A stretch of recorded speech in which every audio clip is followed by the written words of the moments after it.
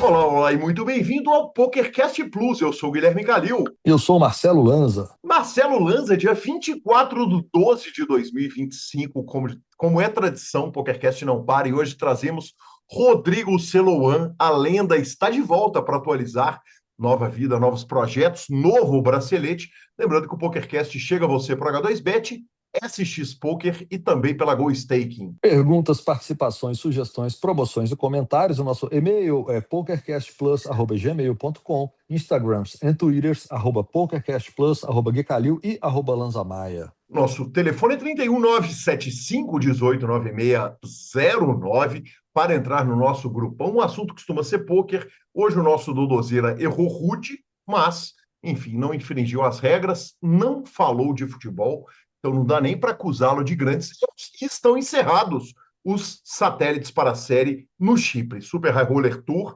mas encerrados os satélites. Claro que vem muita novidade, você já avisou que vem Foz do Iguaçu e muito mais para 2026, Marcelo Lanza. Vem recheado de novidades para o próximo ano. Fiquem ligados. E aí a gente vai direto para a finalização da nossa WSOP. E a nossa WSOP começa com uma quarta colocação no evento de número 14 de Iago Botelho. Iago Botelho, você se lembra, nós entrevistamos aqui no PokerCast e o super craque fez chover, ganhou um bracelete, ganhou tudo, enfim. Fato é que quase que o homem puxa mais um bracelete, baralho cruel com ele, mas uma quarta colocação no 25K no Limit Hold'em GG Millions Turbo, lá na WSOP Paradise, para R$ 512.800. Fenômeno. Agora, temos mais. Temos Temos mais. mais, temos muito mais, né? Porque a gente teve o Super Main Event, e eu gravei uma coluna dizendo o seguinte, Lanza, como a WSOP Paradise é boa para nós brasileiros, cara. Simplesmente espetacular. Nós tivemos uma 23ª colocação com o Felipe Mojave Ramos, já tínhamos falado do quase bracelete dele no programa passado, agora ele consegue uma 23ª colocação no Super Main Event para $415 mil. O Yuri Ribeiro, 11ª colocação para $666 mil arredondados, e uma terceira colocação, que homem maravilhoso, Belarmino de Souza, $4 milhões, Marcelo Lanza. $4 milhões. Eu vou te falar, o que o Brasil fez na WSOP Europa está por ser escrito, viu? Que foi literalmente chover. Foram algumas milhares de milhões de dólares. A vantagem é que eu discuto um tanto disso com o nosso sensacional Celoan na nossa entrevista, que entra daqui a pouco, mas a gente pega o avião direto para a nossa segunda notícia, subindo um pouquinho, Estados Unidos, Super High Roller Bowl. João Simão, depois de ganhar o seu bracelete, que noticiamos aqui nesse programa na semana passada, consegue uma primeira colocação virada histórica no 100K no Limit Hold'em Super High Roller Bowl 10 nos estúdios do PokerGo e leva para casa $1.100.000, que homem. O que falar de João Simão? O que falar de João Simão? Porque o bracelete foi no Hold'em. E aí ele foi no Super High Roller Bowl, também foi no Hold'em. Só para deixar claro, que antes eu estava falando que no Omaha ele já estava entre os melhores dos melhores, jogando contra os melhores e ganhando dos melhores. Ele falou assim: vamos cortar 2 cartas ou 3 cartas e vamos jogar com 2 para ver. Estamos vendo. Basicamente foi isso, Marcelo Lanza. E aí ele faz chover, ele mostra a que veio. Que homem espetacular, cara. João Simão, inclusive, nós tivemos uma discussão ali no grupo do PokerCast. Quem é maior, João Simão ou Yuri? Foi equilibrada. E, enfim, nós não vamos entrar nesse mérito, né? Enfim, cara, eu já discuti isso horas também com o DVDZ e tal, difícil, cara, entrar nisso. Tem que estabelecer um critério. Fato é que temos dois gigantes e, indiscutivelmente, os dois maiores que temos. Os 2 maiores que temos, porém, João Simão é atleticano de Belo Horizonte, então ele tem, ele tem que sair na frente. Por critérios totalmente aleatórios, ele vai sair na frente, entendeu? Cara, deixa eu te falar, eu acho que 24 de dezembro, às quase 6 horas da tarde, a ceia já sendo servida, é razoável que você estabeleça o critério que você quer, até porque daqui a pouquinho, na sessão de redes sociais, tem bullying com o senhor. Eu fiquei sabendo disso aí. Na verdade, eu fiquei sabendo que vai ter algo, não sei o que é ainda. Exatamente. Agora, nós falamos pouco do WPT Prime. Semana passada tivemos o áudio do maravilhoso Rafael PokerFi Reis e dessa vez quem deu seu maravilhoso testemunho foi ninguém menos que o Dandés. Então, o Dandés que esteve lá, ele é um jogador, né, que abraça a marca WPT e gentilmente trouxe para a gente o seu testemunho. E eu deixo com vocês. Eu acho que muito melhor testemunhar de lá quem está por lá. Então, vamos que vamos, vamos ouvir. Dandesk, homem. Fala, Calil, tudo bem? Feliz Natal, Ano Novo, boas festas para você, toda a equipe, quem mais estiver ouvindo esse áudio. Vamos falar do WPT? Cara, que evento sensacional. Eu fiquei realmente surpreso e encantado. Só elogios para fazer. A começar pela época do ano, né? Essa foi minha terceira vez em Vegas e a primeira que eu fui fim do ano, né? Fugindo do verão ali. O verão é muito bom e tal, mas o calor é meio que além da conta. Eu sou de Goiânia, que é quente, mas Las Vegas no verão, clima desértico é demais. Então eu acho que já é um ponto positivo esse evento no fim do ano, que é um clima bem ameno, bem gostosinho ali, friozinho ali entre 10 e 20 graus, gostoso. Você caminhar entre os cassinos, andar pela cidade. Então já acho que aí é o primeiro ponto positivo. O segundo ponto positivo é o local do evento. O Wynn é um dos meus cassinos preferidos, lá é um dos mais luxuosos, assim, mais novos e modernos, então toda a estrutura do Wynn é impecável. E eu acho que isso dá um glamour a mais pro evento e não à toa ele já foi eleito o melhor evento de poker do mundo, né? E realmente acho que é merecido esse título, não só pelo local, mas por tudo que envolve, cara. A WPT tá de parabéns em termos de experiência de poker para o jogador. Acho que tirando o navio, vai que eu fui, essa foi o melhor que eu já vi, já participei. O cassino é incrível mas toda a estrutura que envolve ali, o salão do evento é muito bonito, as mesas com suporte para celulares não, para copo, né, com porta-copos ali na borda das mesas, os tablets implementados nas mesas, os dealers que são muito criticados lá em Las Vegas e nos Estados Unidos, né? Os do Win e do WPT ali estão de parabéns, não vi nenhum erro assim, todos muito profissionais, a mesmo nível do que a gente vê aqui no Brasil. Sem mencionar algumas coisas, tipo assim, o lounge, cara. O lounge lá tinha, tinha umas cadeiras de massagem que eu nunca vi na vida, nem sabia que tinha tantas funcionalidades assim, é equiparado a uma massagem humana mesmo. Talvez até melhor, porque consegue pegar em mais partes do corpo ao mesmo tempo. Então, as massagens absurdas. Tinha PS5, umas TVs gigantes lá. Bizarro. Isso sem falar para a salinha dos lounges dos satelitados e embaixadores ali. Aí essa era um absurdo também. Tinha vários jogos ali desde aquelas máquinas de pegar bichinho e entre os prêmios tinha US$ 10.000, tinha iPad, JBL, uma cartinha lá de Pokémon lá do Pikachu que, pelo que me falaram, valia mais de US$ 3.000. Então tinha aquela máquina de basquete, né, de cestas, e ali tinha vários jogos e um ranking, aquela máquina de soco, né, para medir a força da potência do soco. E então foi bem legal ali, tinha um ranking dos melhores pontuadores, então dava para fazer umas Olimpíadas ali internamente. Então isso tudo faz com que o evento se diferencie dos demais, né? Outra coisa que diferencia, a gente vê alguns jogadores lendários por lá. Então, vi pelo salão ali Phil Ivey, Gus Hansen. Tive a oportunidade, a felicidade de jogar com o Eric Seidel na minha canhota. Então, assim, é muito legal para os amantes do poker, principalmente quem acompanha há mais tempo aí, a velha guarda. Alguns nomes marcaram presença. E não só a velha guarda, como os nomes mais novos ali, a galera que me acompanha meu canal e também acompanha os vloggers da gringa, eu vi por lá também os principais nomes, assim, o Rampage, o Wolfgang, o Brad Owen, esses vloggers americanos todos estavam por lá.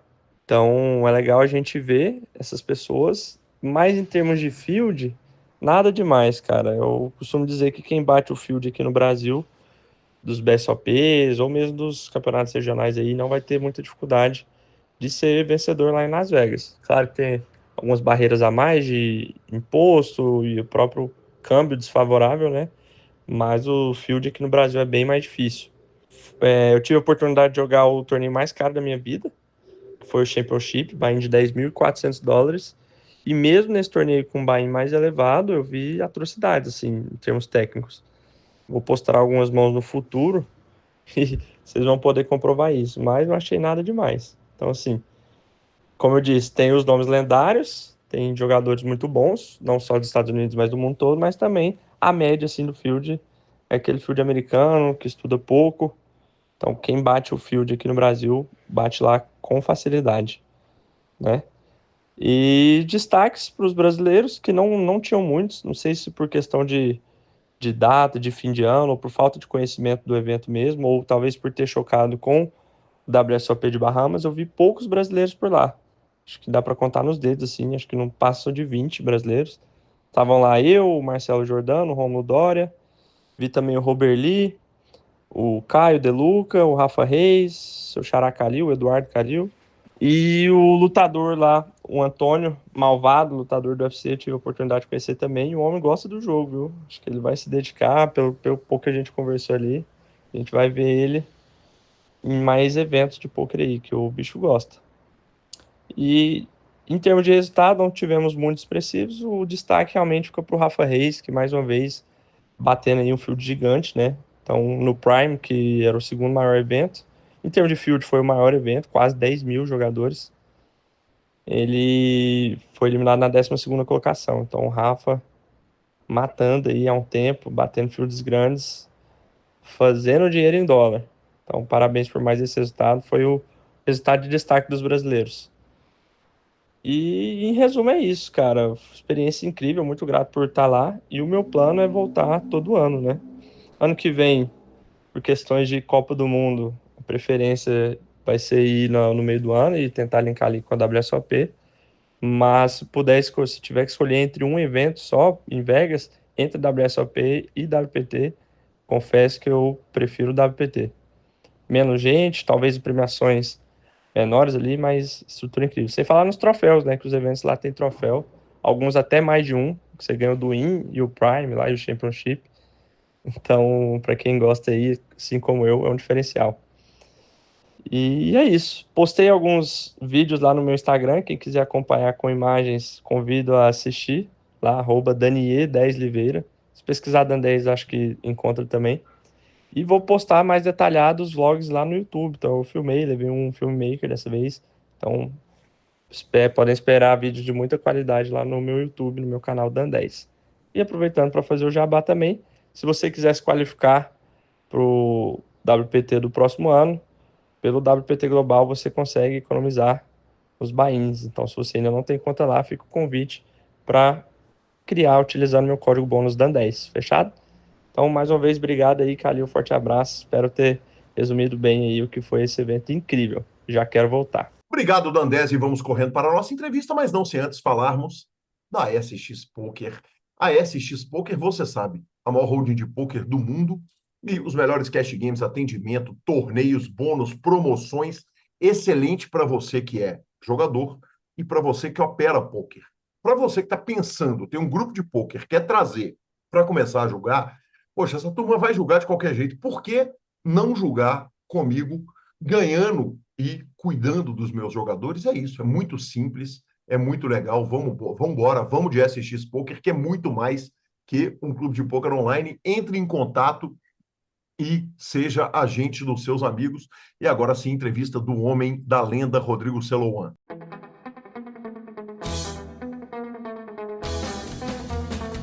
E com grande alegria recebo aqui essa lenda do nosso poker nacional, Rodrigo Celouan. Celouan, que alegria te receber aqui no PokerCast. Muito bem-vindo de novo. Fala, Calil. Obrigado aí pelo convite mais uma vez. Eu que agradeço pelo convite, pela conversa aí que teremos. Que espetáculo.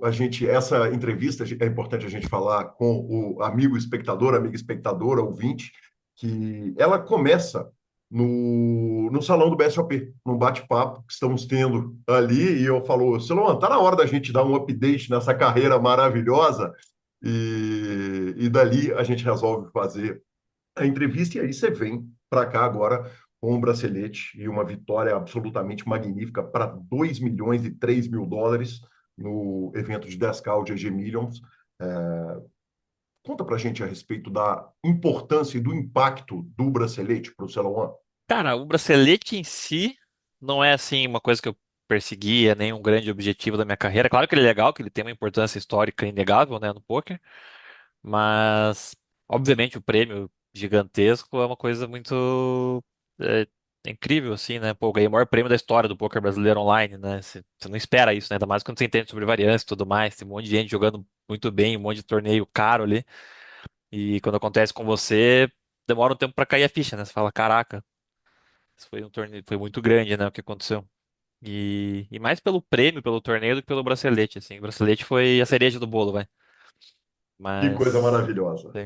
Que, que coisa maravilhosa. Quer dizer, um prêmio de US$ 2 milhões que, evidentemente, impacta a carreira como um todo, né? Muda a questão de valores. Quer dizer, tem para onde subir, sei lá, dá para jogar mais caro do que você joga atualmente. Cara, na verdade tem, né? Porque a gente, na época do Nintendo, a gente jogou o Triton, alguns eventos ali, que são os torneios mais caros que existem, né? E depois do fim do Ninetales, a gente acabou se separando, daí naturalmente a gente começou a jogar um pouco mais barato. Não mais barato, assim, tão mais, mas não estávamos jogando Triton e coisas do tipo. E quando você fala de um prêmio de US$ 2 milhões num torneio de 10 mil, talvez eu não conheça ninguém dos regulares brasileiros que joga um torneio desse por 100%, assim, é muito raro. Uhum, Então, geralmente a galera tem vários swaps ou vende action para investidores e no meu caso não foi diferente, né? Então, óbvio que muda financeiramente minha vida também, mas não é assim tanto quanto parece, né? Não é tipo, pô, agora o cara tem 2 milhões a mais de bankroll. Não é assim que funciona. uhum, Mas é isso, e também tem uma questão de jogar mais caro, que é difícil, que o salto, o topo do online, você tem alguns torneios de 25 mil no ano, mas são poucos, e o mais caro acaba sendo os torneios de 10 mil mesmo, né? Então esses eu acabo jogando boa parte deles. É, ali, se eu precisar vender para investidor, eu consigo também. E daí o próximo salto depois disso é jogar o Triton, né? Que é um salto bem grande, na verdade. Você sai dos torneios, sei lá, se você jogar muito caro online, você vai jogar um ABI 2 mil, 2 mil e pouco. Não sei se tem como jogar mais alto que isso. Bem difícil, o cara tem que jogar só os mais caros mesmo. E daí você sai para jogar um Triton que o ABI é US$ 40 mil, entendeu?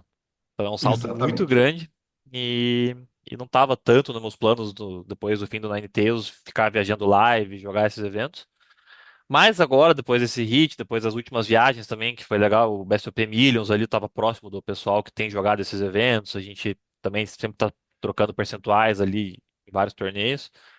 E aí, vendo eles lá em Bahamas também, chegando, matando, fazendo, pô, primeiro, segundo e terceiro, aí deu uma vontadinha de voltar a jogar esses eventos assim, mas não para rodar o circuito, mas talvez jogar um que seja o melhor field ali da Coreia do Sul, talvez, algo assim. Então pode ser que ano que vem jogue um dos eventos do Triton, mas não o circuito todo, sabe? Que demais. Vamos falar um pouquinho do seu momento de vida?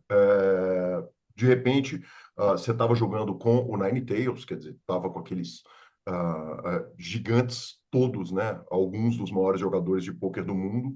E como que dissolve um Ninetales? Quer dizer, como que parte uma decisão e vamos deixar de ter esse projeto juntos?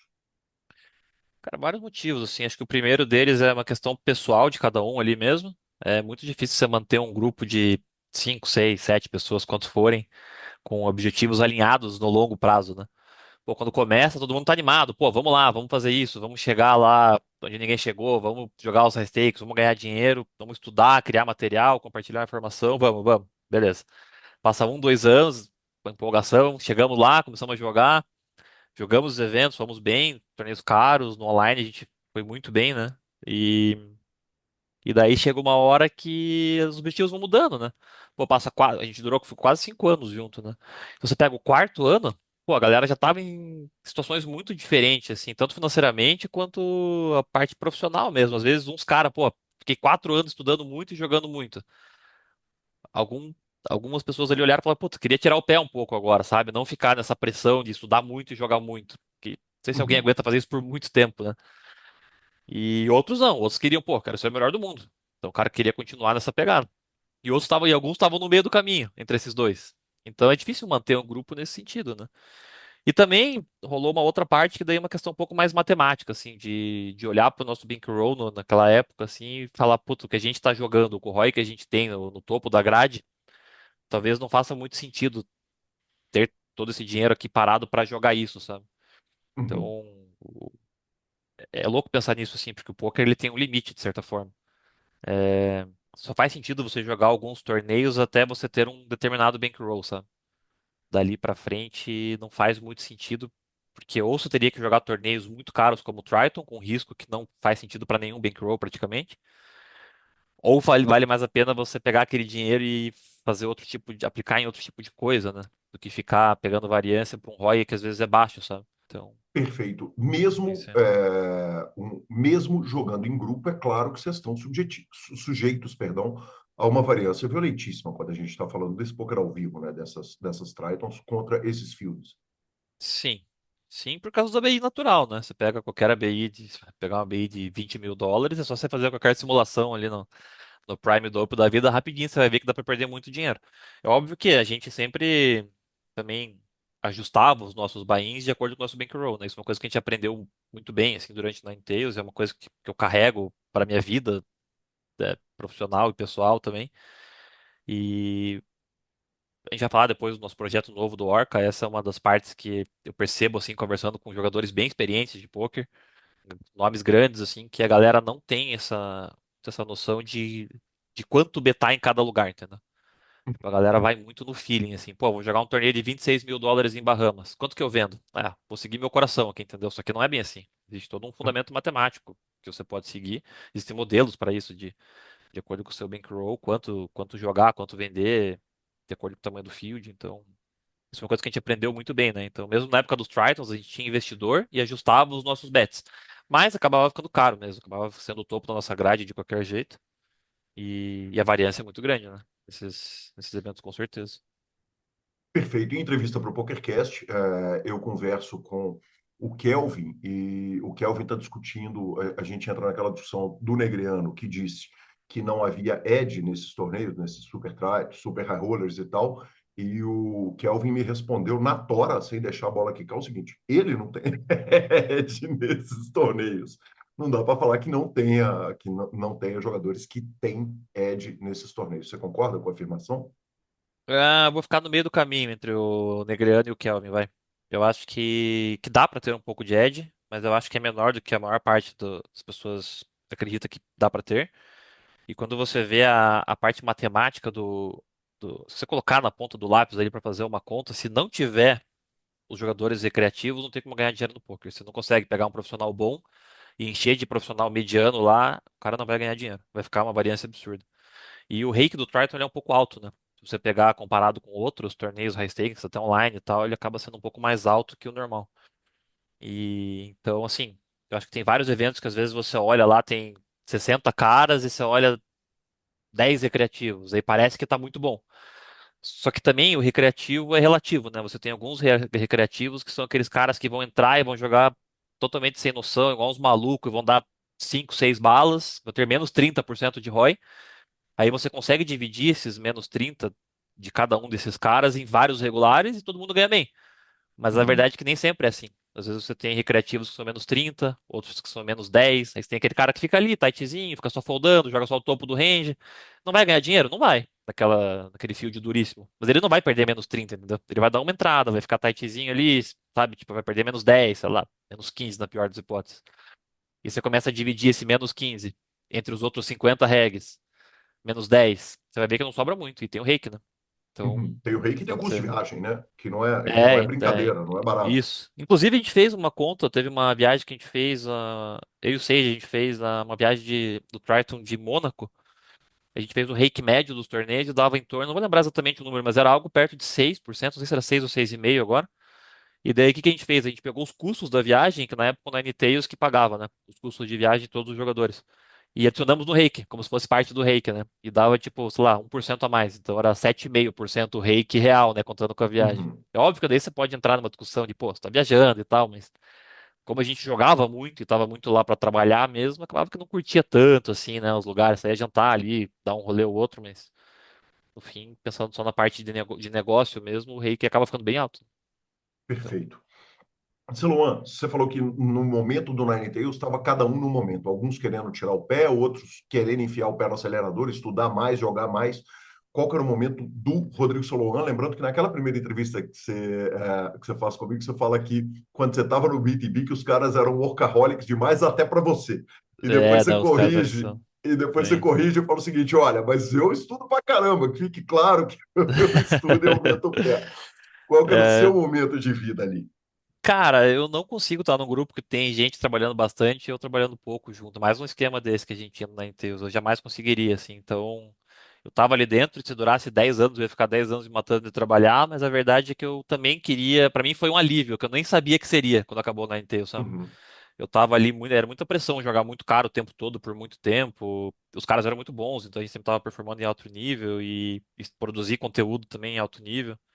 E quando acabou foi tipo, sabe, uma sensação de alívio que eu nem esperava, na verdade. Porque o primeiro sentimento Uhum. foi, putz, e agora, né? O projeto que mudou minha vida vai acabar. Foi o primeiro um certo luto ali, uma tristeza. Falei, uma incerteza do que vai acontecer depois, né? Mas logo em seguida foi um alívio, na verdade, porque daí é, não tem tanta essa pressão, né? Eu conseguia tomar decisões um pouco mais. Aquela flexibilidade e liberdade que todo mundo almeja jogando poker se perde um pouco quando você tá num projeto desse, né? Pelo menos da minha parte era assim que eu pensava, né? E qual que é o E, momento de vida pessoal do Soloan? Quer dizer, casamento, filhos. cara, na época que você foi perguntando da época do Ninetales, né? Agora, o Do momento do final do Ninetales. Quer dizer, qual que era momento do em final qual do mundo que você estava Ninetales. vivendo? Cara, eu tenho duas filhas pequenas, elas eram bem pequenas na época, né? Agora elas têm 6 e 3. Então elas estavam ali com 5 e 2, né? Que foi no final do ano passado. E, e a gente começou a construir uma casa também, em metade de 2024. A Ninetales termina logo, pouco depois que eu comecei a obra, na verdade, uma obra tipo, vai durar uns 2 anos e pouco. E, cara, foi um momento pessoal, assim, teve esse conflito ali de acabar um projeto grande, começo de uma obra na vida pessoal também. Mas foi uma coisa boa também, né? Porque um dos motivos pelo qual a gente acabou na Ninetales também foi por ter um bankroll excedente para o que a gente jogava.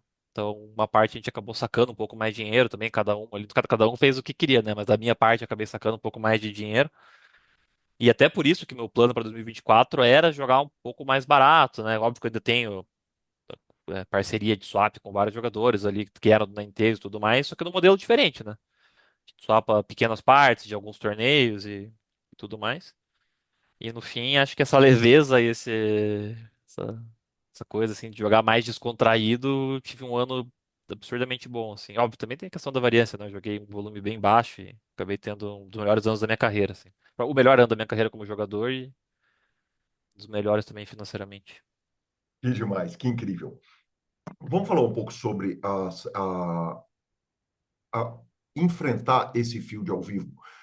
Eu venho falando nas colunas o seguinte: a gente viu agora que na hora que a gente colocou os nossos melhores jogadores no field de high rollers da Triton em Bahamas, quer dizer, eles já estavam lá, o Brasil fez barba, cabelo e bigode, né? Fez, como você bem citou, um three-handed com o Yuri, ah, Padilha, Simão, Lipe Pive, enfim, a gente realmente fez chover naqueles torneios agora em Bahamas, e quando a gente olha os resultados, mesmo os ITMs baixos, são resultados muito relevantes, porque você está falando de um torneio de buy-ins de US$ 250 mil, o jogador faz um ITM baixo, ele está ali ganhando US$ 500 mil. E uma coisa que eu tenho apontado nas colunas PokerCast é que muito da impressão que eu tenho do Brasil não ir para essa trocação franca com esses caras está relacionada à questão do imposto. Isso é um fato? Ah, pro Triton acho que não tanto, assim. Porque o Triton geralmente é em lugares que você consegue receber pelo Luxor e tal. Vegas, sim. Vegas é um pouco mais complicado, né? Você pega tanto que é muito raro você ver um brasileiro jogando um torneio de US$ 100 mil em Las Vegas, né? Quase impossível Uhum. pela questão do imposto mesmo. Mas depende muito de onde o torneio está acontecendo, né? Os torneios do Triton eu não acho que esse é o principal impeditivo, mas é que é muito caro mesmo, né, cara? Quando a gente pensa pô, na moeda, na nossa moeda, na realidade que é, né? Pô, tipo, viver no Brasil, se jogar um torneio de US$ 100 mil é um negócio meio surreal, assim. Então, eu acho que a boa parte da galera, mesmo que quem tem bankroll grande e consegue investidor, ainda acaba ponderando o risco mesmo, né? Porque como eu te Uhum. falei, pô, você Perfeito, consegue vender bastante, mas você vai pra lá e vai ser caro, né? Mesmo assim. Então, perfeito. Sobre o seu conforto jogando esses super high rollers com esses caras, porque você está em 18º colocado no Random Mob do Brasil. na All-Time Money List do Brasil. E, evidentemente, quer dizer, essa colocação na All-Time Money List brasileira mostra um negócio que é óbvio e que você já falou algumas vezes, que é o seguinte: eu não tenho, não é prioridade mesmo jogar ao vivo. Quer dizer, o foco é jogar online, é mirar mesmo no poker online. Me conta uma coisa: quando você senta para jogar poker ao vivo com os caras que rodam o circuito, tem dificuldade de adaptação para esse jogo ao vivo? Ah, cara, talvez não, um pouco, vai. Tem alguns caras que às vezes você olha, tipo, pô, os caras jogam muito tempo, muito tempo rodando o circuito e talvez eles saibam alguma coisa que eu não sei. Coisas live tel e tal. Então, quando você tá jogando, até nem só contra gringo, eu tô jogando às vezes a mão contra o João Simão, por exemplo, que é um cara que eu sei que joga muito mais live que eu. E eu percebo alguns detalhes, assim. Falando do próprio João Simão, por exemplo, um cara muito atento, pô, ele sabe o que aconteceu em todas as mãos, ele sempre sabe o que tá acontecendo. Você pergunta pra ele, pô, o que aconteceu naquela mão, ele sabe exatamente, ele tá. O cara erra, o dealer erra uma contagem de pote pra um outro cara que ele tá na mão e fala, não, tá errado ali, sabe? É uma coisa que, pra mim, é um pouco difícil fazer no live, né? Eu fico um pouco mais disperso, eu acho. Mas em relação a nervosismo, coisa do tipo, não tem muito, assim. Acho que até uma coisa que mudou muito na minha vida nos últimos anos foi a importância que o poker tem na minha vida, assim, sabe? Foi perdendo um pouco de relevância quando eu fui começando a pensar em algumas outras coisas fora do poker, e isso foi uma coisa boa pro poker, sabe? Uhum. Eu tô jogando um torneio caro, às vezes eu falo, até uma coisa que o Yuri me falou uma vez, eu lembro, falou, foi um conselho que o Yuri me deu, que depois casou um pouco com essa ideia de, cara, você tá jogando na mesa final, pagando muito dinheiro, cara, isso aqui não é a coisa mais importante da sua vida, sabe? Então, tipo, se der, faz o que tem que fazer e se der certo, deu, se não der, tá tudo bem, sabe? Tipo, você tem outras coisas muito maiores do que o poker. E isso tira um peso gigante, né? Porque às vezes se você começa a dar muita importância, nossa, eu tô jogando um torneio de 100 mil, nossa, eu tô aqui, nossa, o cara é não sei quem. Aí você não faz nada, né? Aí você entra no casco da tartaruga ali e se retrai. Então, eu acho que tirar essa importância qualquer coisa, eu acho, na vida, provavelmente assim, né? Uma coisa, especializações, né? Acho que a gente vive num mundo hoje cheio de especialistas, né? Tá todo mundo muito focado em uma coisa só e não para pra olhar para as outras áreas da vida que provavelmente são mais importantes do que aquela especialidade bem específica, né? No nosso caso é um jogo, né? De baralho, que é o poker. Perfeito, que demais. E a chegada dos super high rollers no BSOP? Aí, o que a gente viu esse ano foi uma coisa evidentemente sem precedente, é um negócio muito grande e a sensação que dá quando a gente vê, poxa, o que você disse ali, tem uma frase que você falou no começo da entrevista que é, poxa, de repente eu fui para o BSOP e depois segui para Bahamas, Bahamas você ganhou o pacote, né? Talvez não tivesse vindo o bracelete, existia a possibilidade de uma, por exemplo, não ida. É, você acha que essa chegada do Super High Rollers para o Brasil, que ela vai permitir que os jogadores brasileiros tomem esse gosto, quer dizer, peguem esse carinho para ir rodar mais essas séries grandes? Ah, uma boa pergunta, eu não sei dizer, mas o BSOP foi um torneio incrível, assim.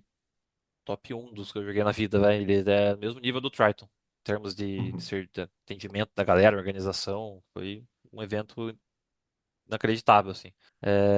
E o que você falou de Bahamas, realmente eu não iria se eu não tivesse ganho o ticket esse ano, que a gente acabou indo 2 anos seguidos, a gente tinha decidido não ir esse ano, né? Eu, minha esposa e as meninas. E no fim daí eu ganhei o ticket, daí uma coisa leva a outra, daí o pessoal tava indo, daí eu falei, vai perder um dinheiro se não ir, tem que vender o ticket por um valor muito baixo. E as meninas gostam, óbvio, né? Imagina. Paraíso pra elas lá. Imagina, exata, no Atlantis, né? Dentre todos É, os lugares, logo no Atlantis. daí a gente acabou indo, graças a Deus, foi uma viagem muito boa. Foi por causa dos swaps e tudo mais. Também eu fui longe no Maine também, né? Então, Que foi ainda bem demais. que eu fui. E com relação à qualidade de jogo? Quer dizer, você acha que o fato da gente ter o BSOP fazendo Super High Rollers, da gente colocar os brasileiros, evidentemente, já vieram alguns gringos para o Brasil, a tendência é um aumento do número de jogadores estrangeiros aqui no Brasil. Você acha que vai melhorar a qualidade dos jogadores brasileiros para esse jogo ao vivo, para questões relativas a torneios não virtuais? Cara, eu acho que sim. Eu acho que em certa medida sim, até porque às vezes tem alguns caras que olham lá o Triton, e, tipo, o cara conseguiria investidor pra jogar, mas o cara acaba se intimidando porque vê os nomes lá e tal. Aí no Brasil é mais perto, então já tá ali, né? A viagem é um pouco mais barata, o cara se sente mais confortável pra jogar um BSOP e ele vê que é só mais um torneio, que é a mesma coisa. Então, às vezes anima, né? Inclusive, acho que pode ter acontecido isso, inclusive, né? Que o BSOP Millions veio, logo em seguida foi o Triton em Bahamas e teve muito mais buy-in brasileiro, né? Do que estava tendo nos outros Tritons. Então, pode ter acontecido exatamente isso que você falou. E acredito que sim, cara. Acredito que ano que vem vai explodir de gringo aqui. Não sei quantos, mas eu chutaria que no mínimo o dobro dos que vieram, assim, desse ano, se não for mais. Eu converso com alguns deles, né? A maioria deles são regulares dos jogos que eu jogo, então conversei com alguns deles lá em Bahamas e, cara, eles gostaram muito do evento, assim. Eles falaram, meu Deus, eu vou todo ano. Foi um evento incrível, que foi mesmo, né? O evento foi muito massa. E eles adoraram. E o Brasil é diferente, né? A gente é muito amigável, né? Eles se divertiram aqui com o pessoal é gente boa na mesa, conversa. Acho que a galera se sentiu bem. Interrompo rapidamente a entrevista do nosso Rodrigo Celouan para falarmos, claro, do H2Bet. O H2Bet é a sua plataforma de apostas. Você gosta de apostas? Você curte fazer uma betezinha? Dá logo para quem apoia o poker, para quem apoia o PokerCast, para quem ajudou a construir o nosso poker e você conhece e confia. O H2Bet, autorizado pelo Ministério da Fazenda a operar no Brasil, 100% legal, patrocinador do Podpah, Galo, Marcelo M12 e, claro, do seu PokerCast. Conheça a aba de promoções, conheça a aba de Super Odds. Apostas são para maiores de 18 anos, aposte com responsabilidade. Voltamos para o homem, a lenda, Rodrigo Celouan. Quando a gente compara o field brasileiro que você enfrentou aqui no Brasil com o que você enfrentou em Tritons, em nível técnico, nós Cara, estamos na frente, nós estamos atrás. O que você achou em termos de EV do field do BSOP? eu acho que tem uma parte ali, o top, sei lá, pegar o top 5% dos regs brasileiros que jogam mais caro ali, eu acho que eles estão de igual para igual com os top regs do Triton. Não Uhum. perdem em nada, assim. Que tem. Agora sim, né? O BSOP teve alguns recreativos jogando, mas eu diria que o Brasil não tem nada, assim. O Brasil só não ganhou mais Tritons porque jogou menos.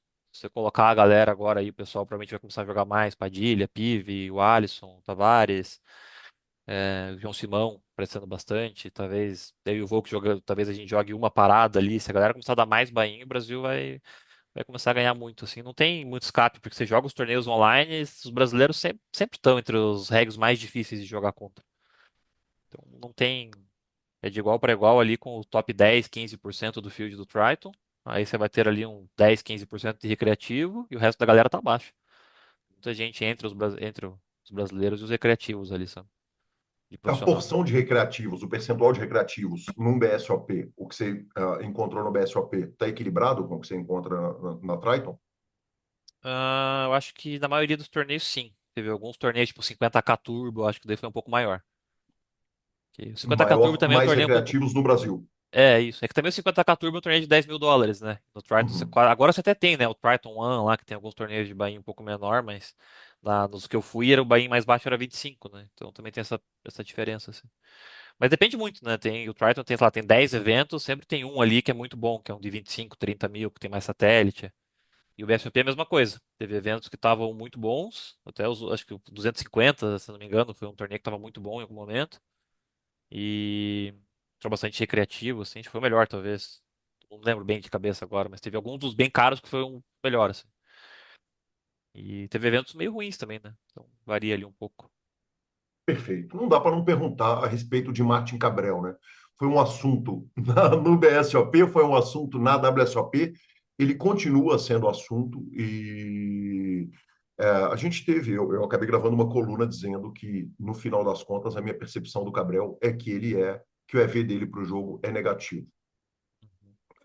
Conta para a gente como é que é sentar e enfrentar o Martin Cabrel e aquela falação e aquela loucura toda. Cara, a primeira vez que eu joguei com ele foi num EPT em Praga, torneio de US$ 5.000, eu tava na mesa da TV. E eu não conhecia ele, não sabia quem que ele era. E, cara, foi insuportável, assim, porque eu não tava preparado para aquilo ali, né? Eu tava na mesa da TV e não podia usar fone. E ele começou a ser muito inconveniente com as pessoas e eu fiquei meio. Saí um pouco, assim, do eixo, sabe?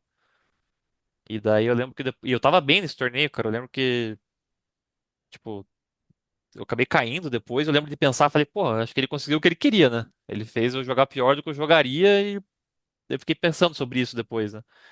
Aí teve uma segunda vez que eu joguei com ele em Bahamas. Eu não vou lembrar se foi 2024 ou 2023 agora. E, e daí ele tava lá também, né? Falando, e já tava um pouco mais preparado pro que vinha, né? E nessa vez tinha um cara da África do Sul, que é um cara muito, um dos caras mais ricos que joga poker aí. Ele era o Kun App do GG. Eu não sei, eu esqueci, Jean Pierre, alguma coisa assim o nome dele. O cara da África do Sul. É um cara que tem avião, tipo, dinheiro infinito. E esse cara tava na mesa e o Martin começou, ó, daquele jeito inconveniente, incomodar as pessoas. E daí esse cara começou a fazer um bullying com ele. Começou a, tipo, tirar onda e encher o saco dele. Cara, ele entrou assim na conchinha e ficou quietinho, assim. E ele se intimidou. Eu falei, pô, é assim que tem que ser, né? Você tem que começar a encher o saco dele mais do que ele enche o saco dos A outros. tribetar. É. E daí depois desse dia eu comecei a me divertir mais jogando com ele. Assim, quando eu jogo com ele, eu fico enchendo o saco dele. No BSOP Mirios, inclusive, teve uma mão que eu tava jogando com ele. E eu fui jogando a mão e falando com ele. A mão inteira. Aí chegou no River, eu falei pra ele, cara, tipo, eu postei 3 streets, né? E daí eu falei pra ele, cara, olha no meu olho e vê se eu tô blefando. Tipo, só isso, né? E ele ficou lá incomodadão e tal. E daí ele foldou. Aí eu mostrei uma carta, tipo, meio que pra provocar ele. Quando eu fui jogar a outra, ela bateu sem querer mesmo, não foi de propósito. Ela bateu numa outra carta e virou. E eu tava blefando. Cara, ele ficou maluco. Ele começou a jogar, tipo, do jeito totalmente aleatório, assim. Me deu um tribet lá, valete 4 sutos, umas paradas assim. Ficou muito maluco. Então, o Sage falou uma frase boa, ele falou, pô, só tem um cara que pode tiltar nessa mesa aqui, que é... Quando você tá jogando com caras que são muito experientes, é difícil você tirar alguém do eixo, assim, né? É, mas ele acaba tiltando, né? Ele entra no próprio jogo dele ali, então realmente eu acho que ele... talvez ele consiga é, criar um jogo mental contra uma parte do field, que é no sentido de intimidar o cara e o cara se sentir desconfortável pra blefar ele, porque ele tá ali falando muito, e daí os caras acabam blefando pouco contra ele. E os caras entram nesse jogo de ego e querem dar hero call nele. No fim das contas, ele tá com um jogo bem simples lá, tipo, sabe? Tá jogando bem mal do jeito dele lá. Mas hoje em dia eu até me divirto com ele por umas 2 horas na mesa. Uhum. Aí a partir de 2 horas começa a ser muito chato, ele fala muito alto, ele maltrata, ele enche o saco de floor, ele maltrata os dealers de vez em quando, ele é mal educado com os dealers. Aí você começa a ficar meio chateado, assim, que daí. E sem contar o risco dele estar trapaceando mesmo, né? Já tem várias histórias dele marcando carta, dele fazendo collusion com o amigo dele. Daí você sempre fica naquela situação, né? De, pô, tem que proteger mais as cartas, o cara tá sendo mal educado com as outras pessoas. Então, acaba sendo desagradável nesse sentido, mas por muito pouco ele não é um dos caras mais legais do poker. Só que no fim ele acaba Uhum. sendo um cara mal educado e inconveniente, Tropeçando né? na alegria ali. Porque ele é engraçado, assim, quando ele faz umas piadas boas, ele fala umas coisas engraçadas, só que ele cruza uma linha ali que acho que passa do ponto, sabe? Ele Perfeito. podia ser um cara legal, no fim ele só é um inconveniente e mal educado mesmo. Perfeito. E você há de convir comigo o seguinte: ele fingir que ele está marcando carta, ainda que ele não esteja marcando cartas, já é uma linha cruzada que passa completamente do limite ético. Quer dizer, ele só dele ficar olhando costa de cartas dos outros, fingindo que está marcando carta, isso por si, sem marcar carta nenhuma, já vai muito além do limite ético e do ser agradável na mesa de pôquer, né, Saluan? Sim. Então, ele fica fazendo esse jogo, sabe? Ele quer tirar a galera da zona de conforto pro cara se sentir. Ele quer deixar as pessoas acuadas, né? E daí a estratégia de jogo dele é baseado nisso, entendeu? Ele fala, pô, se o Sim. cara tá acuado, eu vou jogar de tal jeito. Ele tem uma estratégia. Ele fica, por exemplo, ele tá no meio da mão e fica olhando o pé das pessoas, como se ele tivesse algum pé da perna. Tipo, ele não tem porra nenhuma, só que o fato do cara tá olhando pro teu pé, você fica meio, né? Tipo, o cara às vezes não pensa muito pra frente, o cara fala, pô, será que ele sabe alguma coisa? Será? Tipo, o cara fica meio incomodado, né? Fica coado, né? Então, é isso que ele faz. Mas eu acho que contra os jogadores mais experientes, ele tem menor chances. Ele ganhou alguns torneios aí, mas aqui, poker tem uma variância infinita, né? Não dá pra tirar Perfeito. conclusão nenhuma, hein? Essa era a próxima pergunta, porque a gente está vendo os jogadores de super high stakes falando mal do jogo dele, falando que ele joga mal, mas é impressionante como ele está chegando nos torneios e como ele aparece. Claro que toda vez que ele está, ele vai para a TV, porque ele dá audiência para caramba, isso a gente viu acontecer na WSOP, e é bem chato para a gente que está narrando também. Chega num ponto que é desagradável, mas você olha lá para o índice da audiência, a audiência está lá no alto, na hora que ele sai da mesa da TV a audiência cai, ele sempre vai ser colocado na mesa da TV.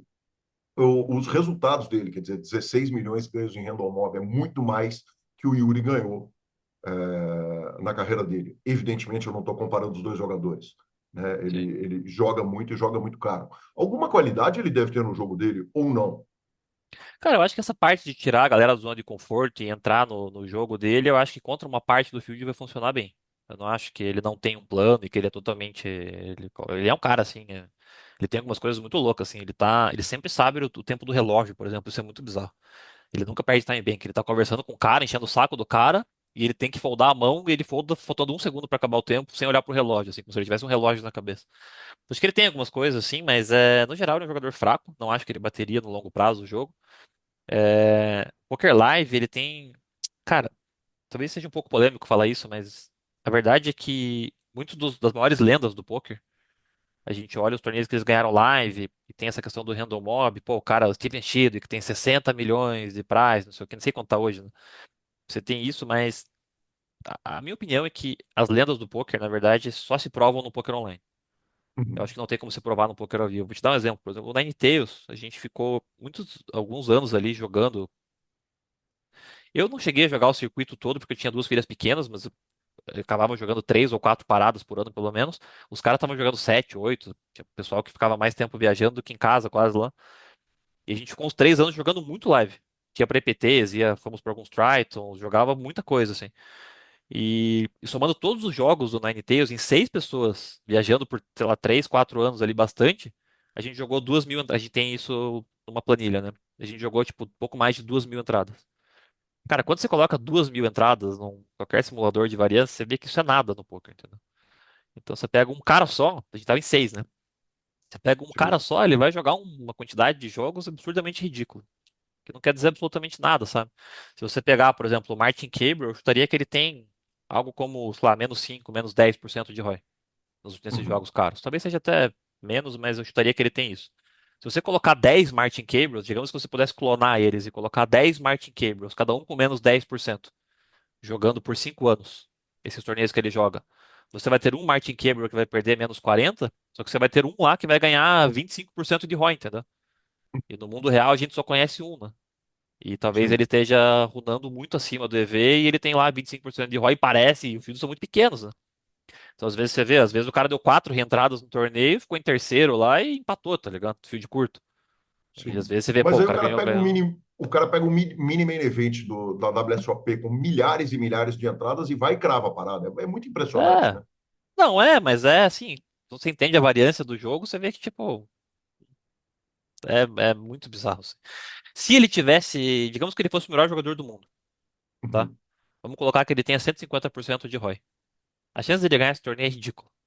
Ainda assim, entendeu? Perfeito. Tipo, é muito, muito baixa. Torneio com field tão grande. Então é só ter muita. Lembra o livro que eu não li, na verdade, que tem um livro que do Nassim Taleb, né? Eu nunca li esse livro, mas tem aquele título que é legal, né? Iludidos pelo acaso. Uhum. Nosso cérebro ele tem certa dificuldade de lidar com aleatoriedades, né? Mas do poker tem muito isso, né? Então, por isso que eu falo que poker ao vivo vai ser muito difícil você olhar assim e alguém ter amostra suficiente para falar, nossa, esse cara foi o melhor jogador de poker ao vivo da história. A gente sempre vai estar enviesado pelos resultados. Isso é verdade. Sim. E o Daniel Negrano fala uma frase que ele usou ao longo da carreira dele, e eu o vi falando, não muito recentemente, mas também não tem muito tempo, falando o seguinte: você muda 4, 5 rivers de um jogador ao vivo, né, numa fase ali, numa mesa semifinal de torneio, e uma carreira super vitoriosa passa a ser uma carreira Não, medíocre no total. sentido literal, né? Total. Isso. Até se você pensar no online, tipo, cara, eu joguei, sei lá, 60, mais de 60 mil torneios na minha vida. Tem cara que joga muito mais que eu. Se você pegar a minha carreira, pegar o quanto eu ganhei no Poker Online, meu profit, se você pegasse lá meus 5 maiores hits e bater um coin flip que eu não ganho na CMFT lá nesses 5 torneios, meu profit cai pra 10% do que eu ganhei, entendeu? Uhum. E é óbvio que não dá pra pensar assim. Também teve as vezes que eu perdi os coin flips e poderia ter ganho. Evidentemente, Então, claro. agora, quando você de todas as formas que você pensa sobre variância e faz simulações e quanto mais você meditar sobre ela, você vai perceber que, tipo, cara, o jogo tem muita variância, sabe? Sim. Então, e os reiki dos torneios ao vivo costumam ser altos, né? Porque tem a questão da organização e tudo mais. Então, é muito, muito difícil mesmo você afirmar assim, pô, o cara sabe alguma coisa a mais, sabe? Eu jamais falaria isso de ninguém, assim. Se você chegar, Perfeito. o cara e ganhar 35 Tritons, enquanto o segundo ganhou 10, eu vou falar que foi muito culpa da variância, por mais que esse cara provavelmente seja muito bom mesmo, né? Perfeito, maravilhoso. Tenho que aprender com o Martin Cabral da vida, quer dizer, tem coisa que você olha e fala o seguinte, cara, isso aqui dá para aplicar no meu jogo? Ah, não. Eu acho que dá pra aprender com ele a como não se comportar com as outras pessoas, eu acho. Que demais, que É, demais. Salomão, vamos falar de projeto novo? Porque de repente eu te encontro no salão do BSOP e tem um pet novo no seu peito e tem um pet novo no peito do meu amigo Fábio Eiji, que é jogador do Orca. E eu olho para você e falo: me conta a respeito do Orca. Você falou: poxa, o Orca é meu projeto novo. Foi isso que no final das contas é, a gente ativa e fala: peraí, que você tem que ir lá no PokerCast contar essa história. Conta para gente sim. o que que é o Orca e qual que é a visão, enfim, qual que é a ideia. Cara, o Orca foi legal, porque ele foi um projeto que quando ele surgiu a gente nem sabia o que ele ia ser muito bem. E ele foi mudando várias vezes e hoje eu tô bem feliz com o que tá pra ser assim em breve, sabe? Na verdade, voltando pra época que acabou o Ninetales, né? Passa um tempo ali, uns 2 meses, e eu tô nessa, né? Pô, de ter um ano mais tranquilo. Eu queria, na verdade, era ficar um pouco menos de tempo no computador, assim. Eu trabalhei muito nos anos anteriores, por conta do Ninetales e até antes do Ninetales também. E eu queria um ano um pouco mais leve, assim, sabe? Ficar ter mais tempo pra fazer outras coisas. No fim, até acabei tendo, mas não tanto quanto eu imaginava. Aí chega lá em Bahamas, 2024, vem o Sage. E ele foi engraçado porque ele falou pra mim que ele queria conversar comigo. Ele falou: Cara, você tá fugindo de mim, né? Você sabe que eu vou te convencer de alguma coisa. Porque toda hora ele me encontrava: Não, eu preciso ir lá, não sei o quê, as meninas estão precisando de mim. E eu tava, parecia que tava fugindo dele. Aí no fim ele veio com essa ideia, né? Pô, acabou o Ninetales, agora a gente precisa de alguma coisa pra manter a gente também é, manter ela pegada ali também, né? Que senão você também relaxa demais, né? Pra manter na ativa. E, e veio com essa ideia: Vamos montar um projeto, eu, você e o Daniel Almeida. Que eu de juntar nós três e ficar fazendo uma ciência do poker, três caras que gostam muito de estudar, de investigar as coisas sobre estratégia, né? Aí, putz, cara, daí ele veio com essa, daí eu nem pensei no dinheiro, assim, falei, cara, passar a tarde inteira fazendo investigação de estratégia de poker com o Sage e com o Daniel Almeida, pô, tô dentro. São dois caras que eu gosto muito de estudar, o Dan Almeida, mesmo nesses anos na Intel, sempre que eu tinha alguma dúvida de matemática, alguma coisa mais profunda, tinha vários estudos que eu ia fazer, que eu ia falar com ele, sempre adorei conversar com ele sobre poker. E daí também tem o Tuba, né, que é o nosso faz tudo ali, que é o cara que faz a parte que a gente não faz, né? E depois, no fim, a gente acabou ainda trazendo o Álvaro Pinheiro, que é um cara muito foda da ciência, que foi aluno meu no começo. Então a gente fica ali, a gente tem um programador também, uma Manozão, e faz um ano já praticamente que a gente está se reunindo todas as tardes, de segunda a quinta, a tarde inteira. A gente fica fazendo ciência a tarde inteira, assim, do poker. Cara, é muito legal. Foi uma das coisas mais legais que eu fiz no poker, assim. Independente se o Orca vai dar certo ou não, foi uma das coisas mais legais, assim. E a E gente que fica mais? investigando um monte de coisa. Poker é um jogo muito, muito complexo, né? Você consegue fazer investigações muito profundas sobre algumas coisas. E a gente vai longe, assim, a gente viaja. Às vezes a gente faz umas coisas que nem tem tanto EV, mas que a gente quer só por curiosidade e sai muita coisa boa. E no fim o Orca foi mudando, né? Uma das discussões que a gente tinha nas reuniões era o que vai ser o Orca, né? Pô, vai ser um time, não sei o quê. E no fim a gente chegou nesse modelo que a ideia inicial do Orca é um time de aproximadamente uns 30 jogadores iniciais. A gente quer pegar uma galera que já joga BI mais alto e tentar fazer uma coisa que quase ninguém fez, né? Que é um time de high stakes. É pegar uns caras e fazer eles saírem da BI 100, 150, 200, 300, que é o que eles estão hoje, a maioria dos caras que vão entrar. Fazer eles chegarem na BI 700, 800, 1000, talvez mais. Fazer os caras jogarem, colocar os caras para jogar IPT, colocar os caras para jogar Venom, colocar os caras para jogar o 5K, Main Event WSOP Online, e por aí vai, entendeu? Colocar esses torneios ou mais, né? Quem sabe onde a Uhum. gente vai chegar.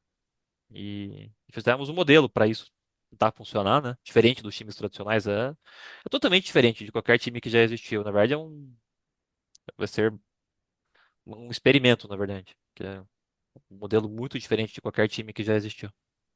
Quando que começa o Orca? Em que momento que vocês resolvem botar o negócio para andar?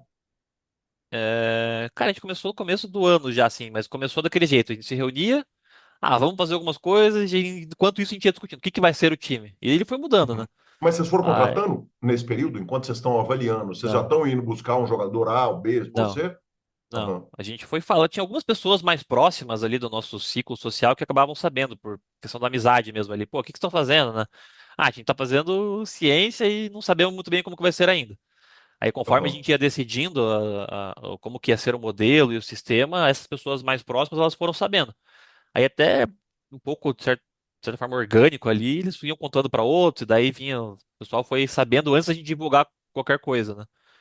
E daí agora, com os patches do BSOP e já tendo um pouco mais, a gente criou um site e tudo mais, daí tem bastante gente sabendo, né? Porque também não é um público-alvo muito grande, né? Galera que joga BI Sim. mais alto no Brasil não tem tanto assim, né? Tem alguns que também já são instrutores de time, que também não teriam como fazer parte. E tá sendo massa, assim, pô, tem bastante gente muito boa, assim, até nomes mais fortes do que eu esperava em algum momento. Acho que já vai começar um time muito bom, sabe? E eu tô mega animado, assim, porque vai ser um experimento incrível, assim. O jeito que a gente pensou, o modelo é. Espero que dê certo. Vai Que ser muito demais. massa. Como que faz essa conversão? Quer dizer, é difícil imaginar um jogador correndo carreira sozinho. Quer dizer, esses jogadores que estão vindo para o Orca, naturalmente deviam estar jogando em outros times, correto? Ah, alguns sim, alguns final de contrato, mas muitos em pool hoje em dia, né? Tem muita pool no poker hoje em Uhum. dia. Então o pessoal às vezes tá. Isso acontece, você vê, esse movimento é bem comum, assim, a pool vai bem, chegando, só que daí chega num determinado bainha, eles travam, assim, eles não conseguem quebrar uma arrebentação ali, sabe? Eu acho que um dos motivos primeiro, é uma falta de experiência com gestão de bankroll mesmo. Acho que isso a galera acaba pecando nessa parte, acaba errando, e isso compromete ali o crescimento do bankroll. E uma outra parte é a parte da estratégia do jogo mesmo, né? Se você não tiver alguns caras por trás, como a gente tinha no Ninetales, né? A gente nós próprios criávamos muito conteúdo, a gente também teve uma parceria com o Patrick Howard, uma época do Cash Game, que ajudou muita gente na questão estratégica. Depois a gente tinha o Rob, né, que era um matemático para questões relacionadas a bankroll e outras dúvidas que iam surgindo ali, né, que surge muita coisa no poker, né? É, Se você não tiver essa galera por trás, você acaba ficando no mesmo nível de todo mundo, né? Porque, pô, abrir mão no GTO Wizard pra treinar e resolver, todo mundo faz. Então Uhum. você, cadê o seu diferencial, né? Então o Orca ele vai ter isso, né? Ele tem quatro caras que só fazem isso, né? Eu jogo muito pouco hoje em dia, né? Eu jogo domingo e quando tem série eu acabo jogando um pouquinho mais, mas não é muito. Sempre mesmo durante série eu acabo trabalhando muito com outras coisas. O Sage, mesma coisa, o Sage joga menos que eu ainda. Daniel Almeida quase não joga.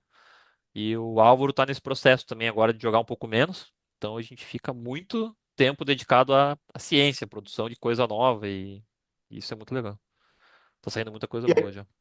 e aí vocês estão com um time de pessoas que já estão jogando stakes altos e que vocês botam os caras para jogar e com esses jogadores você consegue fazer esses testes. Quer dizer, é com essa base de dados dos seus jogadores que vocês vão para o laboratório testar a ciência.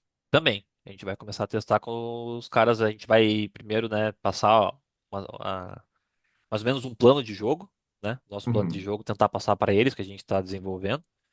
E daí, obviamente, né, conforme eles forem jogando, a gente vai estar analisando e vendo se eles estão seguindo o plano, como que tá indo e como que tá funcionando. E essa é a ideia. E uma coisa que eu acho que a gente tem uma vantagem em relação, acho que talvez por isso que muita gente quer jogar pra gente, porque principalmente eu e o Sage, a gente tem ali o skin in the game, né? A gente quebrou essa arrebentação e a gente jogou high stakes por muito tempo e joga ainda, né? Acho que isso ajuda também, né? O cara fala, pô, eu vou lá com os caras já chegaram onde eu quero chegar, né? Então, talvez eles saibam o caminho das pedras. Acho que é Então, isso. o fato de você não estar jogando ao longo da semana, quer dizer, de você estar grindando, como você disse, no domingo e eventualmente em séries, muda como o seu jogo? Quer dizer, te dá mais tesão quando você chega no domingo, ou tem hora que você sente falta do tempo de jogo, quando você está jogando contra a galera que está jogando, que continua grindando o tempo inteiro, que continua grindando, volumando? Não, eu não sinto falta de jogar muito.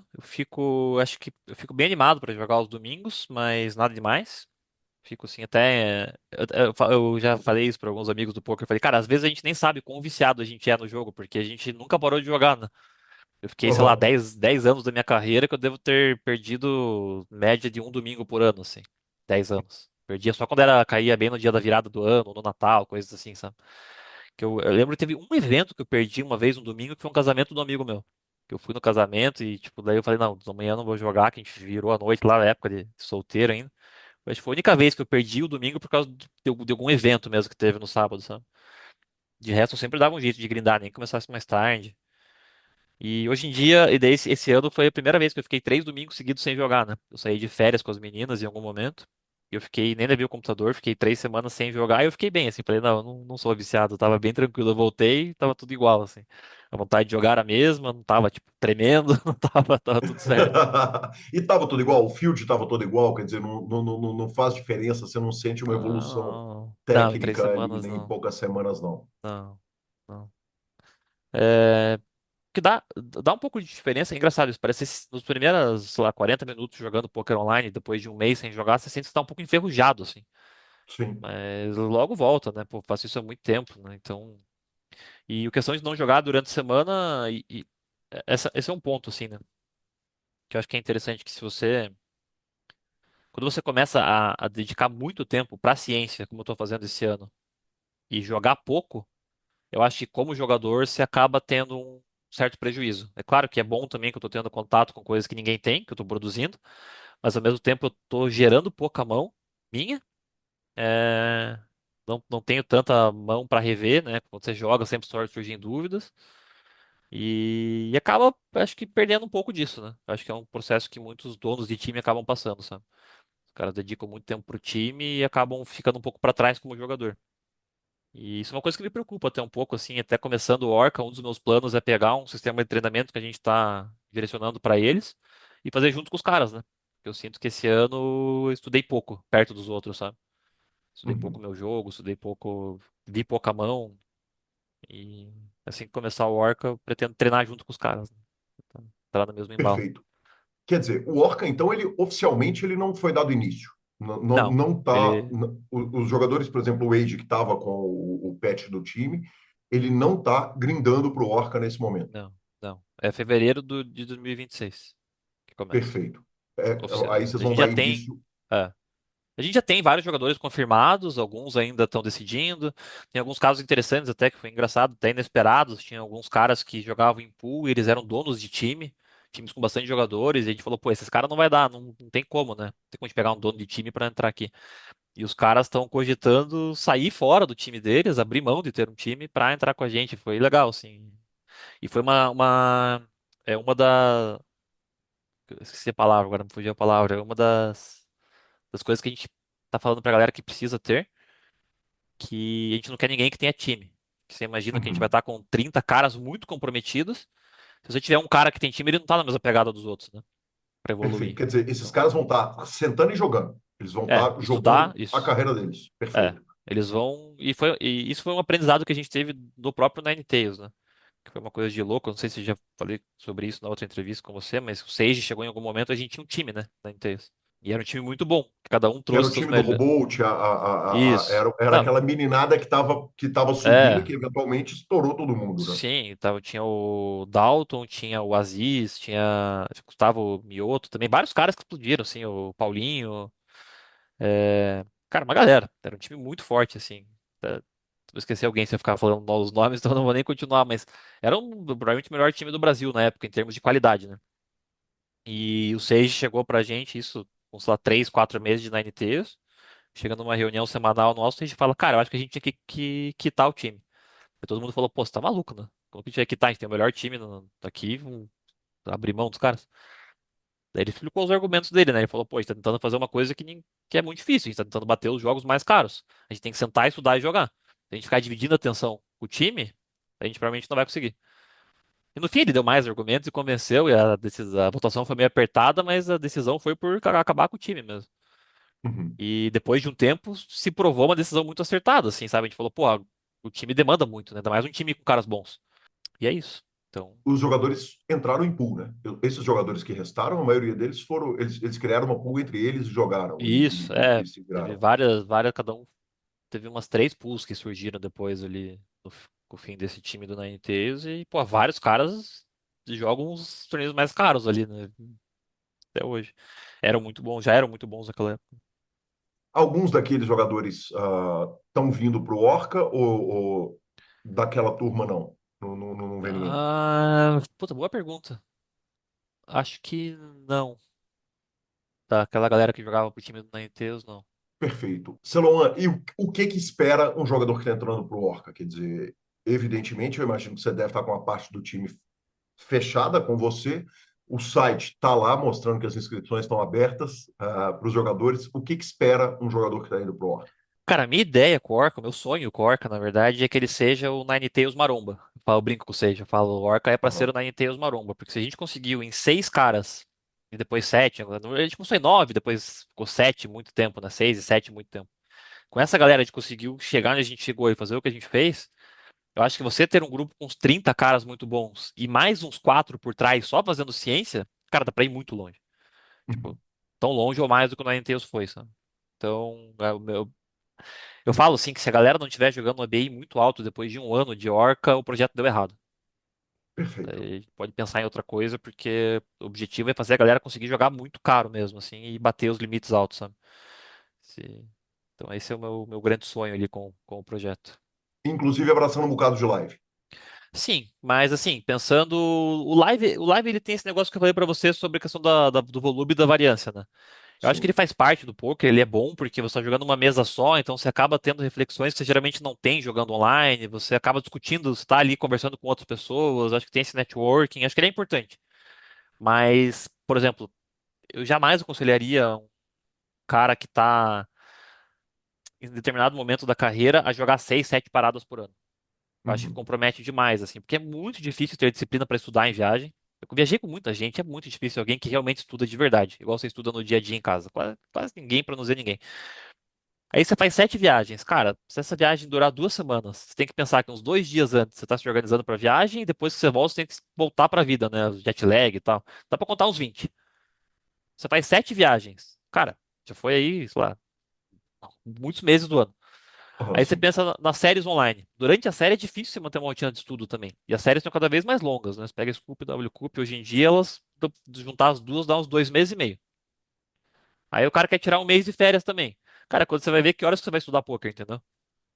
Então eu acho que o cara ficar viajando 7, 8 paradas por ano, é, é até por isso que eu acho que você pega os caras que jogam muito live, eles não conseguem bater de frente com a galera que tá jogando online e estudando muito Uhum. forte, sabe? Então, Perfeito. tipo, na minha cabeça, por exemplo, pegar um cara que tá jogando lá, sei lá, o Ben Hit da vida lá, que eu sei que ele estuda sozinho, que ele não estuda, não tem um grupo de estudo e tá viajando o mundo inteiro o tempo todo, e colocar ele pra jogar com o Padilha, eu coloco meu dinheiro no Padilha, que tá jogando Perfeito. online há muito tempo, volumando, estudando e, sabe? Então, Perfeito, que demais. E a gente caminhando para o nosso final, eu preciso te perguntar o que que o poker brasileiro espera do Rodrigo Celoan para o ano que vem. Você já falou que, quer dizer, a intenção é jogar menos, estudar mais, mas, evidentemente, eu imagino que já deve estar começando a desenhar o calendário de viagens e de torneios e super high rollers. sim. É, vou seguir esse meu plano desse ano aí de jogar todos os domingos e daí na série jogar um pouquinho mais. É, tem uma chance de eu ir pro Triton em Jeju, da Coreia do Sul. Não é certo ainda, Uhum. mas dependendo de quem for, do pessoal e como tiver as coisas aqui em casa, é, talvez eu vá. E tem uma chance que não tinha antes também eu ia me mudar no meio desse ano. No fim, a obra vai ficar vai ficar pronto mais para o começo de 2027. Como todas as E obras do mundo. como sempre. E daí eu não ia para Las Vegas, né? Porque ia cair bem na época da mudança para casa nova, no meio do ano ali. Mas agora, como vai ficar lá para janeiro de 2027, tem uma chance também de eu ir para Vegas para grindar ali 30 dias, sabe? Uhum. É, eu tô decidindo ainda porque eu nunca fiquei 30 dias longe das meninas. Não sei se eu consigo lidar com isso, mas talvez eu vá. Então tem essa chance aí. De Se live, for acho que mirar seria isso. Vegas, é mirando o quê? É mirando grandes fields com buy-ins médios ou mirando os buy-ins altos? Porque a gente acabou de ter discussão falando que sem o visto americano, não à toa, né? Aliás, a gente está gravando a entrevista um dia depois do João Simão ter cravado lá no Poker Go para 1 milhão e pouco. Ele e o Yuri são exatamente os jogadores que têm o visto americano. Quando Sim. você faz um plano para ir para a WSOP, você mira em grandes fields e buy-ins mais baixos ou nós vamos trocar soco lá nos bairros e foda-se o imposto, com perdão do palavreado. Cara, eu focaria mais ali nos torneios de 5 e 10 mil que estiverem disponíveis, não só no WSOP, mas nos outros cassinos também, né? E também tem Uhum, os torneios online lá, né? A gente teve o Rob lá, que era o matemático do Ninetales, ele fez algumas contas considerando os impostos e meio que a conclusão que ele chegou na época é, se vocês forem para Vegas com a questão dos impostos, tem que volumar bastante. Então tem que ficar uns 30 dias, é por isso que eu não iria para ficar menos que 30 dias, provavelmente. E colocar um volume bom, sem as meninas eu conseguiria, né? Jogar bastante torneio. E tem bastante online também, né? Que você consegue jogar de lá, né? Acho que tem, sei lá, uns 20 torneios online de uma BI legal ali também. Então eu jogaria isso, sim. Jogaria 5 torneios de 5 mil, 10 mil. Aí, dependendo do andar da carruagem, às vezes você consegue jogar um pouco mais caro, né? Às vezes você tá muito up, daí você acaba tendo aquela relação do você- desconto, entre aspas, do imposto lá, consegue jogar alguns torneios mais caros, né? Dependendo como que tá o final da série, mas no geral é isso, jogar os bainhos do meio ali mesmo. Perfeito. O BSOP naturalmente, quer dizer, a série de high BSOP, rollers do o BSOP no BSOP. final do ano Cara, sempre cedo. o BSOP eu vou nem que seja só pra comer hamburguinho. Hamburguinho na. Que Cara, homem essa foi maravilhoso. a melhor ideia que eu já vi no Poker ao vivo, cara. Você tá lá 1 da manhã, já jantou faz tempo, de repente começa a passar uns hamburguinhos, assim, ó, daqueles que tu dá 3 mordidas e acaba. Cara, aquilo lá foi maravilhoso. Cara, o BSOP foi o melhor evento. Eu não fui do BSOP Millions, mas foi muito massa. Que coisa maravilhosa, que coisa maravilhosa. Silon, que prazer, cara, falar com você. Que alegria te receber aqui no PokerCast mais uma vez. Já fica o convite para quando o Orca iniciar. Se você quiser vir, você ou a gente espera passar um tempinho o time, se a gente pode trazer você, de repente o Dan, alguém do Orca puder vir para cá para relatar como é que está acontecendo o projeto. O convite já fica antecipado. E que alegria te receber aqui nessa véspera de Natal, dia 23/12/2025. Muito obrigado pela honra, pelo prestígio de estar aqui com a gente. Pô, obrigado você, Calil. Sempre uma honra. Foi legal o começo da entrevista lá no salão do BSOP, foi legal. Aquele dia, inclusive, tinha voo cedo. Eu tava pronto pra ir dormir, a gente parou no corredor lá, engatou a conversa. Falei, quer saber? Eu vou com sono amanhã mesmo. A conversa tava boa. Foi Ficou muito até mais especial, de tardão. fato. Foi muito especial. Que alegria te receber aqui e falamos logo. Muito obrigado. Valeu, Calil. Até mais. Obrigado aí Até pelo mais. convite. Muito obrigado.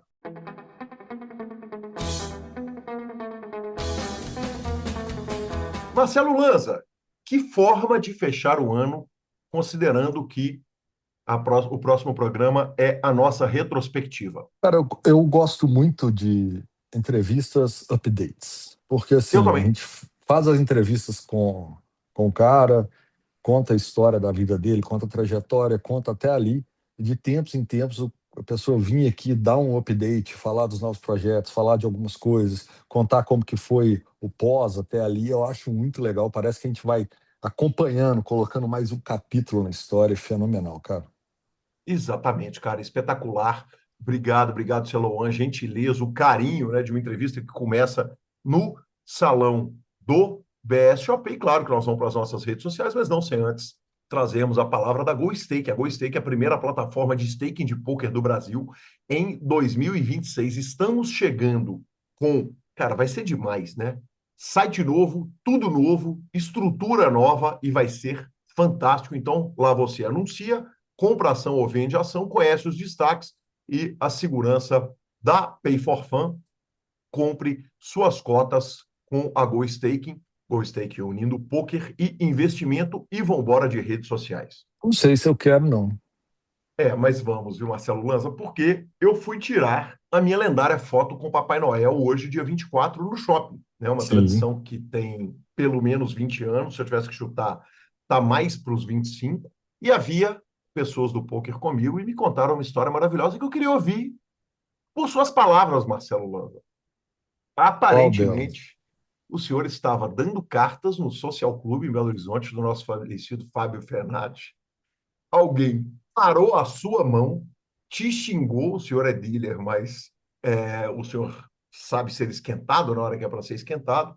E, enfim, conta a lenda que, de repente, o senhor estava com a cadeira em suas mãos. Eu queria ouvir de você essa história, porque essa eu acho que eu não conhecia, não. Você pode, por favor, compartilhar conosco? Não, não posso não, não posso não. Não, uma outra época. Eu era um pouco mais nervoso. Hoje não sou não, hoje eu sou um cara muito tranquilo, mas eu acho que independente de qualquer coisa, acho que as pessoas têm que aprender, né, a respeitar todos os profissionais que estão ali trabalhando, servindo, né?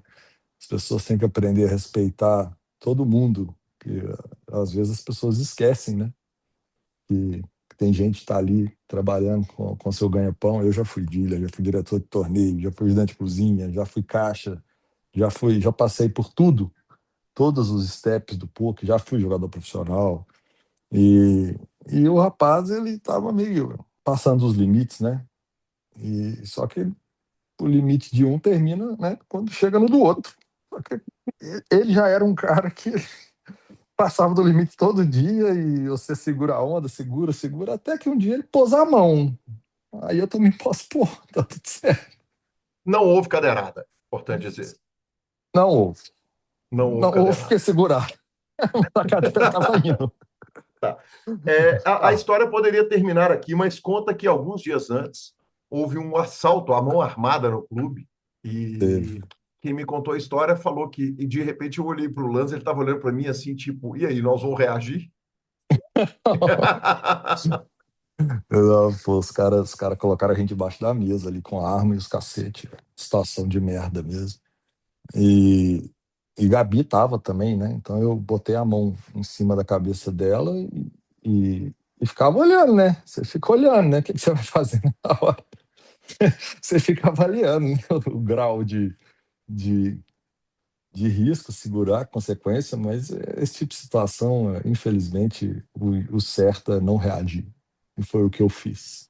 Marcelo Lanza, Apesar que vontade nós tínhamos, mas não eu não dava, né? sei como que a gente chegou em 2025 sem eu saber dessas maravilhosas histórias. Ou talvez eu tenha sido informado à época e tenha só me esquecido, mas pelo amor de Deus, né, cara? Um verdadeiro presente de Natal para a nossa audiência.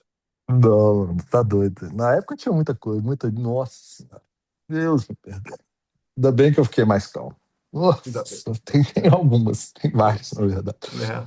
Faltava o quê? Nossa, Você ser pai, não. Naquela época eu já era pai de dois. Faltava eu ser pai já de três era. para ficar mais calmo. Pelo jeito, sim, viu? Faltava um pouquinho de juízo na cabeça também. Faltava a Gabi ter conseguido consertar esse bretão aqui. Hoje eu sou um cara calmo, graças a Deus. Maravilhoso, maravilhoso. Não, acho que Bretão não é exatamente a palavra, não. Eu estou tentando lembrar qual Não, que é é a. ogro mesmo. É ogro. Exatamente. Tem um que termina com ão também. Evidentemente, o ouvinte deve estar gritando em casa qual que é a palavra. Mas, enfim, a gente aguarda no nosso grupão do PokerCast, que aliás, 31975189609 é lá que você pode nos corrigir. E agora nós vamos dela. Finalização. Vamos Ho, de ho, ho. finalização. Finalização natalina. Finalização. Primeiro lugar, os nossos desejos de um Feliz Natal para o ouvinte, para o amigo ouvinte, para toda a família. PokerCastPlus.com.br é onde você visita o nosso site, mas o que a gente quer mesmo é a sua assinatura do YouTube, seu comentário, a sua participação, seu like. Estamos também no Spotify e nas plataformas todas de podcast. E vamos embora de dica cultural, Marcelo Lanza. Cara, não tem essa semana. Semana tem BH. E eu vim na sexta, a gente gravou na quinta, né? E aí eu vim na sexta pra cá. E, pô, papai fez 80 anos. Parabéns, bigode. Muita saúde, Parabéns, Bigode, que felicidade. lenda! Tivemos o torneio sensacional lá do Sierra junto com o Breno Campelo, da Make-A-Wish Brasil, que inclusive, parabéns ao Breno, que cravou o torneio, Eu preciso que dos foi meus parabéns também, porque é uma mesa final com muitas glórias, viu, senhor? Fiquei muito eu, honrado e eu não sei como é que você conseguiu chegar lá, porque seu estado não estava dos melhores, mas não tudo estava dos bem. melhores, não. Eu realmente havia bebido muito, mas havia bebido o suficiente para poder te dar uma das grandes falinhas da história da humanidade, que eu falei, o torneio foi para ajudar a Make-A-Wish, que realiza sonho de crianças em estado grave. E eu falei, Marcelo Lanza, do jeito que você mandou anotar os bains, e do jeito que está andando esse torneio, você e a Gabriela, vocês vão poder ressuscitar o Michael Jackson para realizar o sonho de alguma criancinha. Deus me perdoe. Mas o torneio era festivo, vamos falar assim, né? Então a gente estava em clima de festa. Foi sensacional. E aí fica um dia aniversário do meu pai, outro dia torneio, outro dia teve pré-natal, hoje é Natal. Acaba que você não consegue parar com nada. E eu realmente tô sem, a não ser a notícia que a Marvel deu que o Capitão América finalmente, Steve Rogers, vai voltar para Vingadores Doomsday ano que vem, graças a Deus. Marcelo Lança, só para eu ver se eu entendi correto, porque hoje nós tivemos a nossa foto etílica com o Papai Noel à tarde. Eu já descansei antes da gente estar gravando, mas você falou que tem um pré-natal, tá vindo o quarto a quarta? Pré-natal é porque é Natal mesmo, Ah, só tá por bom, só isso. para É saber. a data festiva, apenas Só isso. para saber, né? Não, Vai que não, o inclusive, mundo vai receber outra criança, Belisário Lança. não, de acordo com o meu médico, não mais, né? Porque já não é mais, mas tudo bem. Marcelo Lanza, então tem uma boa notícia para você. Eu tenho duas dicas culturais. Uma é Vamos. aquelas muito específicas. Eu assisti o filme do Devil. Devil é uma banda de New Wave.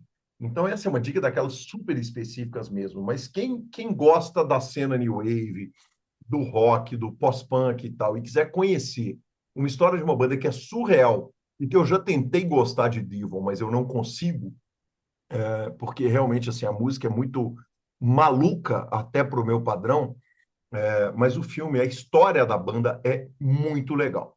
Então, essa dica ela é mais underground, é para quem é fissurado com música. Mas eu assisti também um filme que está no Amazon Prime, que chama Um Natal Surreal. E O Natal Surreal é uma comédia romântica que, sem dar muitos spoilers, ela é tipo um Esqueceram de Mim, mas a pessoa que fica esquecida para trás não é a criança. E é muito legal o filme.